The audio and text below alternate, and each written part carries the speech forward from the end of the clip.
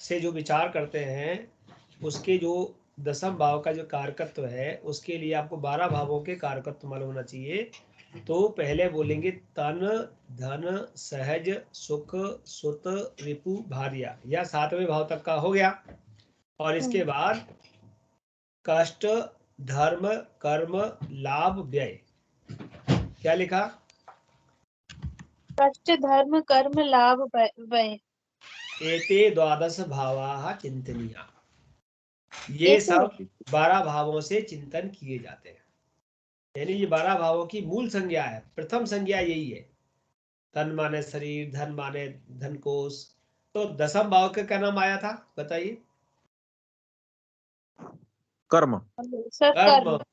तो हमें मूल रूप से दसम भाव से क्या देखना है? दसम भाव से देखना है कर्म, कि जातक अपने जीवन में कर्म कौन सा करेगा और कैसा करेगा, और कर्म करेगा कि नहीं करेगा, ये भी है। आप ऐसे लोगों को भी देख सकते हैं कि वो कोई भी कर्म करते हैं उसमें सफल नहीं होते, जबकि वो सब प्रकार से पढ़े लिखे भी हैं, उनके पास नॉलेज भी है, उनके पास पैसा भी है। जब भी कोई कर्म करते हैं 4-6 महीने चलता है, फिर बंद हो जाता है। तो ऐसे भी हो सकते हैं लोग। तो ऐसा क्यों है? ये दसम भाव को, जब आप दसम भाव को पूरी तरह से रीड करेंगे, तो हम किसी भाव को पूरी तरह से रीड करने के लिए क्या करते हैं? गुरुजी, कारक और क्या था? हाँ, भाव, भावेश, कारक, और एक चीज और थी कुछ। पीएससी करते हैं ना? बिल्कुल हाँ, ठीक है। भाव पीएससी। भावेश कारक की पीएससी करते हैं, और उसके अंदर देखते हैं कि वो किन चीजों से पीड़ित हो रहा है और कौन से ऐसे कारण है जिनसे वो समृद्ध हो रहा है। अगर भाव समृद्ध हो रहा है, भावेश समृद्ध हो रहा है, कारक समृद्ध हो रहा है, इसका मतलब वो कुछ करेगा, अच्छा करेगा। लेकिन अगर भाव भावेश कारक पीड़ित हो रहे हैं तो वो कुछ भी करता है वहां पर उसको प्रॉब्लम्स आती है। तो वहां पर कर्म देखेंगे, और कर्म से अब जब वो अगर अच्छा होगा तो क्या मिलेगा? उसको सम्मान मिलेगा, प्रसिद्धि मिलेगी। अगर दसम भाव मजबूत होगा तो उसे कर्म से क्या मिलेगा? सम्मान और प्रसिद्धि। और अगर दसम भाव मजबूत नहीं है, दसम भाव बली नहीं है, यानी उसका कर्म भाव बली नहीं है, तो ना तो उसे सम्मान मिलेगा, ना उसे प्रसिद्धि मिलेगी। और कई बार ऐसे लोग होते हैं कि कर्म बहुत करते हैं, लेकिन उनका कर्म सही दिशा में नहीं जाता, या कर्म ऐसा नहीं होता कि उनको उसमें सम्मान मिले और प्रसिद्धि मिले। अब आप इसको दूसरे रूप में ले जाइए। जब सम्मान और प्रसिद्धि की बात नहीं है, तो हो सकता है कि उसका जो कर्म भाव है वो 4th ग्रेड हो। ग्रेड समझते ना? 1st ग्रेड और 4th ग्रेड है, नहीं समझते? भाई अधिकारी लेवल का व्यक्ति होगा तो उसे सम्मान मिलेगा कि नहीं मिलेगा? मिलेगा गुरुजी। मिलेगा। अगर वो 4th कर्मचारी होगा तो 4th क्लास का कर्मचारी होगा तो मिलेगा नहीं।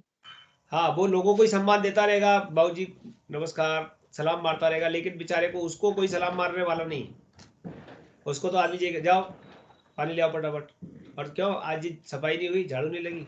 उसका कर्म है, वो धन कमा रहा है, लेकिन उस कर्म से उसको सम्मान नहीं मिल रहा।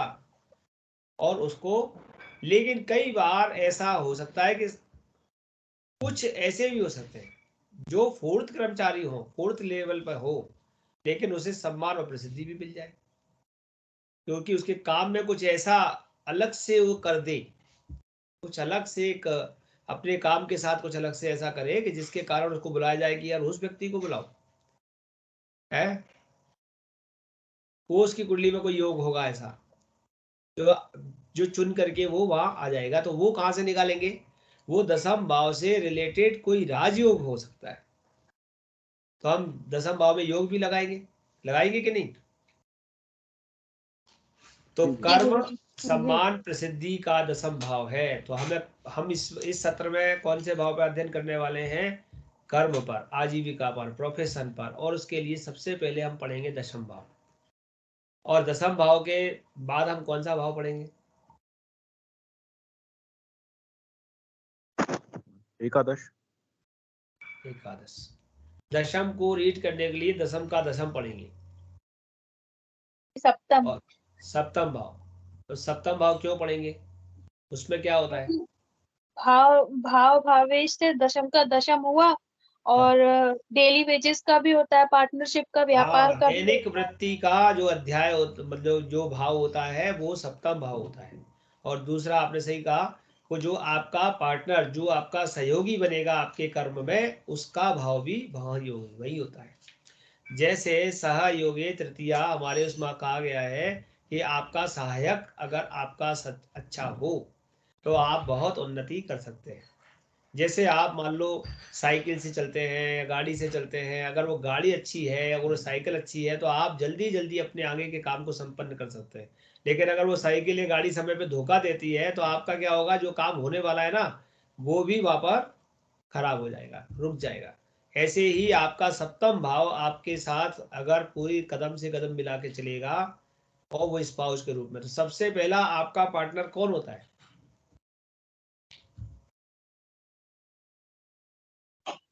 सबसे कौन होता है पहला सबसे पहला पार्टनर? बचपन से, या मतलब नहीं एक नहीं, कर्म टाइम। के क्षेत्र में, कर्म के क्षेत्र में जब आप एक बड़े हो जाते हैं तब। हाँ, तब हस्बैंड या वाइफ। हाँ बिल्कुल ठीक है। क्योंकि देखिए जब आप अकेले होते हैं तब तो आप स्वतंत्र कर्म कर रहे होते हैं, और स्वतंत्र कर्म में आपको कई बार सफलताएं मिलती हैं, कई बार नहीं मिलती हैं, लेकिन उसमें फिर जिम्मेदार आप ही हैं, क्योंकि आप अभी ओनरशिप में काम कर रहे हैं। लेकिन जब आप मैरिड हो जाते हैं तो आपके साथ एक पार्टनर जुड़ जाता है। तो दो तरह के पार्टनर होते हैं, एक पार्टनर होता है जो न्यूट्रल होता है, वो आपसे आपके कर्म में ना तो मतलब साथ देता और ना ये कहता कि आप ये वाला कर्म मत करो, मतलब वो न्यूट्रल रहता है। तो वहां भी ठीक है, और उसके तब भी आप एक तरह से ऑनर रूप में काम कर रहे हो, वो केवल एक नाम मात्र का आपका पार्टनर है कि ठीक है आपका मेरी वजह से इनकम टैक्स बचता है तो आप मुझे इसमें पार्टनर बना लो, लेकिन मैं कोई दखल नहीं दूंगा, सारा कुछ आप करो ना, मैं हिसाब देखूंगा। समझ गए? तो एक स्पाउस ऐसा होता है, लेकिन एक स्पाउस ऐसा होता है जो आपका साथी होता है कि वो आपके काम को करते वक्त बाधक बन जाता है। बनता है कि नहीं बनता? जी गुरु जी। और एक स्पाउस ऐसा होता है जो आपके काम में सहायक बन जाता है, हाँ जो आपको समय समय पर हेल्प कर देता है। तो दो तरह के पार्टनर हो सकते हैं आपके, कि एक तो पार्टनर है जो आपकी टांग खींच रहा है कि आप अच्छे वाले बढ़ रहे हो, तो वो बीच बीच में अरे यार वो तुम ऐसा मत करो, ये गलत हो जाएगा, और तुम वहां क्यों जा रहे हो, घर में बैठो, जो भी है, एक जनरल बात कर रहे हैं। और एक होगा कि आपको समय समय पर मदद करेगा। तो ये तो हमारा पहला पार्टनर जो हमारा दाम्पत्य का साथी हो गया। या ऐसा हो गया कि वो अपनी इच्छाओं के चक्कर में आपसे कहेगा कि नहीं नहीं तुम भाग क्यों जा रहे हो, पहले मेरा ये काम करो, है। आप कहोगे कि भाई मुझे जॉब पे जाना है, जॉब पहले है मेरे, लेकिन नहीं नहीं, मान लो अगर वो रूठ गया। अच्छा कौन रूठा था? रामायण में कौन रूठा था?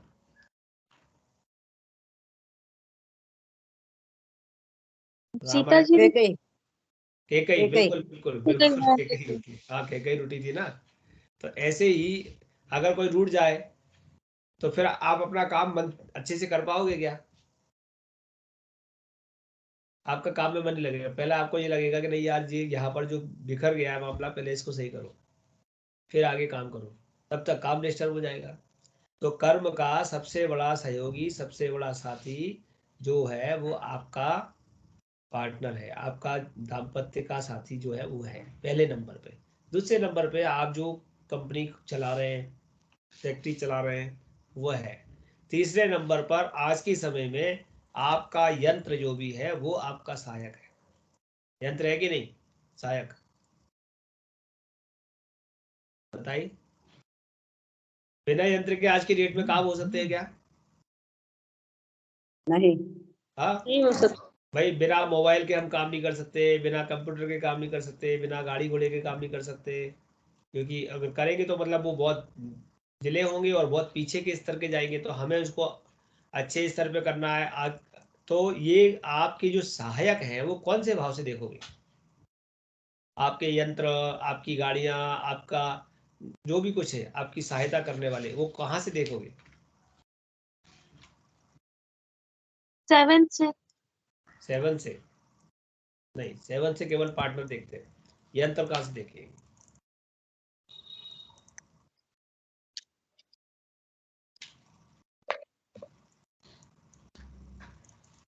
नहीं मालूम? कोई बताए कि यंत्र कहाँ से देख सकते हैं हम, हमारे सहायक? थर्ड हाउस से सर। जी हाँ, थर्ड हाउस, बिल्कुल ठीक है। थर्ड हाउस से देखेंगे, तीसरे भाव से देखेंगे कि हमारे जो सहयोगी हैं, वो चाहे यंत्र है, चाहे वो मित्र है, चाहे वाहन है, जो भी कुछ है वो हमारे थर्ड हाउस से देखे जाएंगे। क्योंकि थर्ड हाउस आपके 10th का कौन सा है? 10वें का कौन सा है?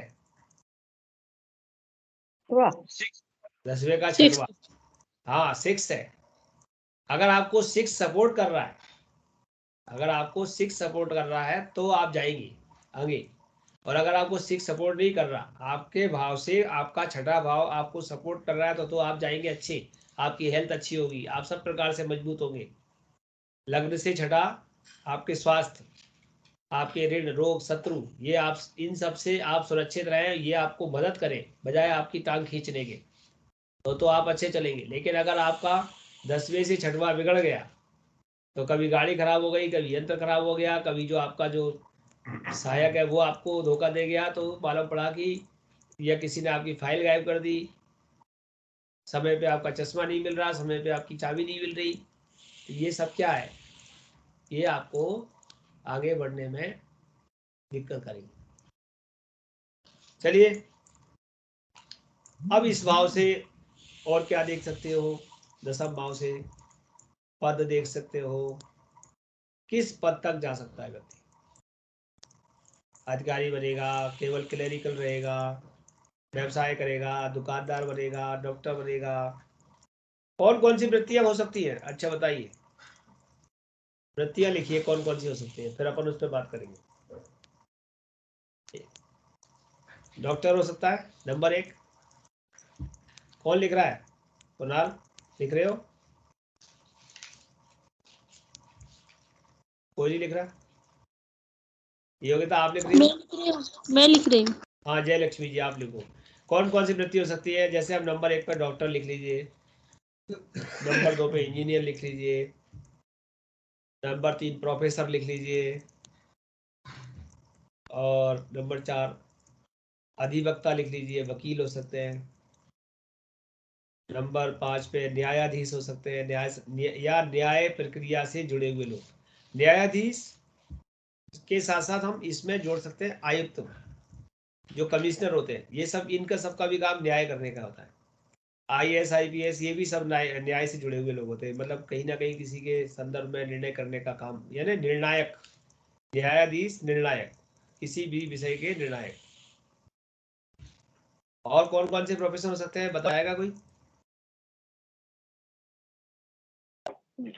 गुरुजी अब तो बहुत सारे प्रोफेशन हो गए ऐसे। हाँ तो बताओ ना, अपन उन्हीं पे तो चिंता करेंगे, फिर आगे बताओ। ये कृषि से रिलेटेड एग्रीकल्चर हो सकता है।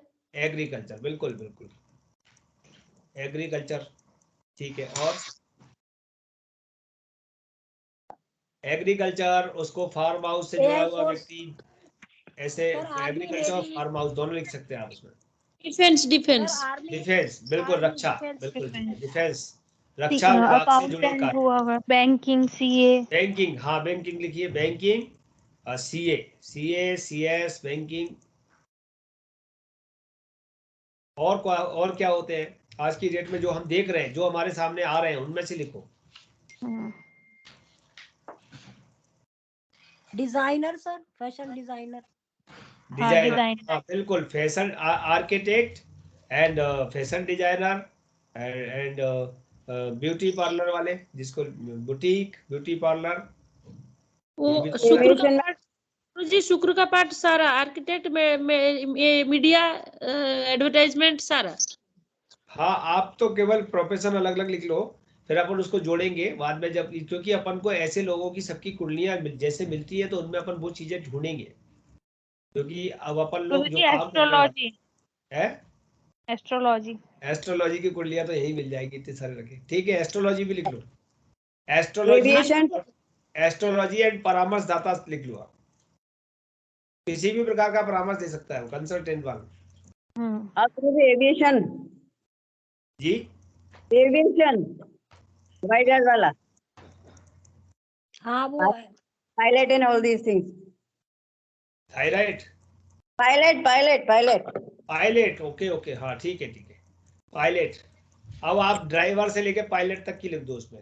वो हो सकता है वो ऑटो ड्राइवर हो, वो हो सकता है टेम्पो का हो, बस का हो, कार का हो, हवाई जहाज का हो, तो पायलट लिख दीजिए जी। साइंटिस्ट, हाँ गुरुजी। साइंटिस्ट बिल्कुल, वैज्ञानिक।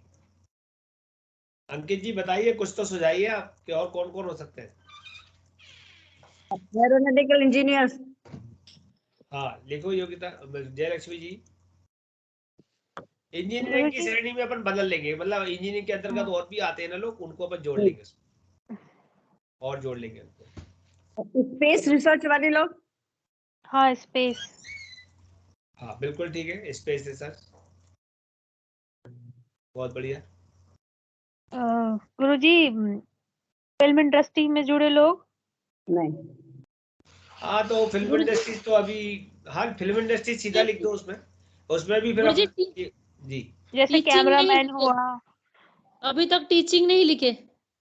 टीचिंग। प्रोफेसर जाना प्रोफेसर प्रोफेसर लिखा है तो प्रोफेसर के आगे आप है ना, प्रोफेसर, शिक्षक, टीचर, ट्यूशन सब एक करता, ये आप उसमें बढ़ाते जाओ।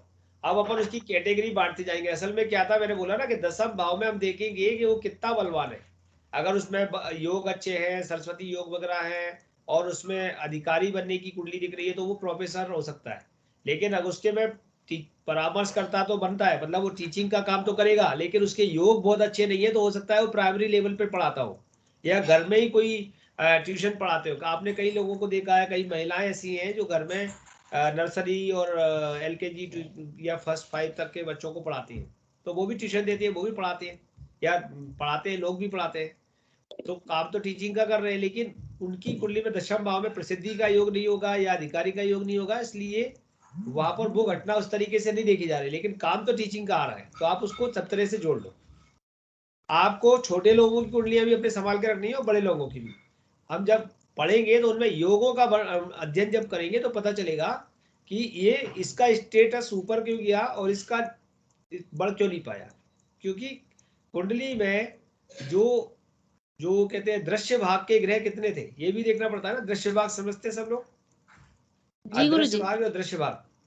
जी 7 to 12 हाँ तो भाई 7 से 10, हाँ लग्न तक के जितने ग्रह होंगे वो दृश्य भाग आ गया, और लग्न से लेके 7 तक हो गया वो अदृश्य भाग। अगर अदृश्य भाग में ग्रह गए हैं तो हो सकता है व्यक्ति काम बहुत करता है, सब कुछ करता है, लेकिन उसे उतनी प्रसिद्धि नहीं मिल रहा पा रही है, उतना सम्मान नहीं मिल पा रहा। लेकिन उधर जा रहा है तो वह राइज कर रहा है, उससे प्रसिद्धि भी मिल रही है, सम्मान भी मिल रहा है, कम काम में भी मिल रहा है।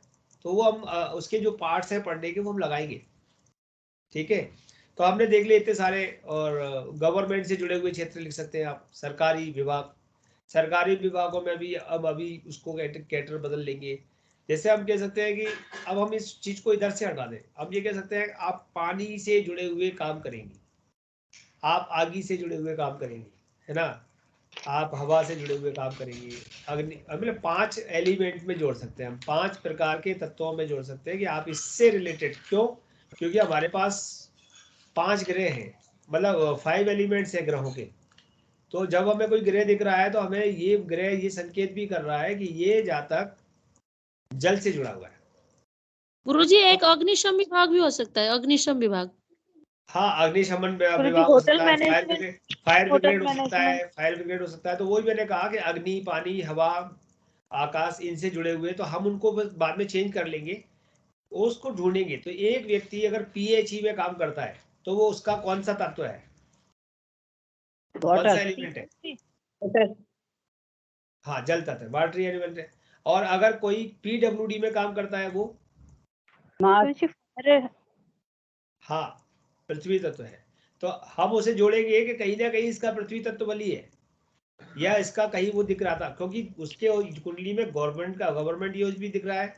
और गवर्नमेंट योग में वो कहाँ गया, वो PWD में क्यों गया, वो PHE में क्यों गया, या वो विद्युत विभाग में क्यों गया, बिजली घर में क्यों गया, या वो बैंक में क्यों गया। इसको जोड़ने के लिए हमें क्या करना पड़ेगा कि पहले तो सरकारी योग और संघ में उस तत्व का बली होना, कि जो तत्व था, जो बली हुआ है, उस तत्व के आधार पर हम उसे डिसाइड करेंगे कि ये पीडब्ल्यूडी में क्यों गया, ये पीएचई में क्यों गया, या ये बिजली घर में क्यों गया, इसको हम वहां से डिसाइड करेंगे। तो हमें 5 एलिमेंट्स के साथ उसको पकड़ना पड़ेगा, ठीक है। तो अब आपने इतने सारे प्रोफेशन लिख लिए सबने। इन प्रोफेशन के अंतर्गत हमें नियमावली तो मैं लिखवाता जाऊंगा, आप लोगों के पास भी नियमावली है, मैं वो भी नियमावली आपको भी दूंगा। लेकिन अब हमारे को क्या करना पड़ेगा, कितने लोग हैं कि उन्होंने अधिक से अधिक कुंडलियां संग्रहित कर रखी है। मेरे पास 100 कुंडलियां संग्रहित हैं, ऐसे लोग हाथ उठाएं। मेरे पास 100 कुंडलियां हैं। कुणाल, ओके, बहुत बढ़िया। अंकित जी, जयलक्ष्मी जी, 3, ठीक है। और कोई है जिनके पास 100 कुंडलियां हैं? चलिए हैंड डाउन कर लीजिए।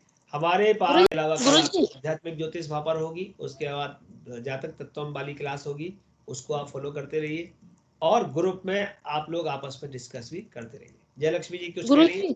जी हाँ गुरुजी, मैं ये लाइन आप डिस्कस कर रहे थे इसलिए मैं बोला नहीं, वो बस लिखा था तन धन सहज सुख ऋतु भार्या, इतना तक लिखा था। हाँ, कष्ट धर्म कर्म, कष्ट धर्म कर्म, हाँ जी, लाभ व्यय, लाभ व्यय जी। एते द्वादश भावाः चिंत्या, इनको सबको 12 भावों से चिंतन करना चाहिए। इनके ये मूल इंडिकेशन नाम है, ये